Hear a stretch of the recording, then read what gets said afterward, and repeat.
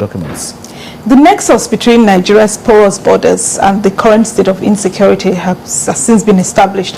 What has not been clearly articulated is the plan to address this problem. What are you doing? I don't want to think that it is the lack of an articulated position on how to tackle the problem that is responsible for some of the security challenges that we're having in the country today. I want to say, on the contrary, that at the moment that it was identified that foreign elements that cross our borders and numerous, sometimes porous borders, are responsible for some of the violence and conflicts that we have witnessed in recent times, the Minister of Interior, through the instrument of the Nigerian Immigration Service, took very serious steps in addressing the challenge. And part of the steps that were taken were, first of all, to stop people from entering the country without authority. People who don't normally have legitimate business to do in Nigeria, especially criminally minded persons. How do you determine who's criminally minded? The Immigration Service is specifically trained to determine who should ordinarily enter Nigeria, and there are regulations guiding the entry of Nigeria. Of course, there is a difficulty in determining criminally minded persons, but of course, there is no difficulty in determining who has legitimate business to do in Nigeria with proper legal documents. And so this is the aspect. And of course, you know, people who are criminally minded wouldn't normally go through the process of legitimacy to come into the country. They explore all means, mostly illegal means of entering the country. So you can conveniently classify them. But I want to assure you that the Nigerian Immigration Service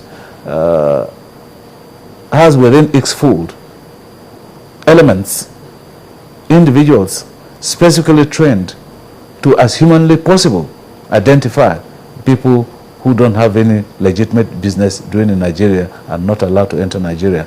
But in addition to that, we equally have mobilized our officers from the various commands, because incidentally, the infiltration of our borders into the country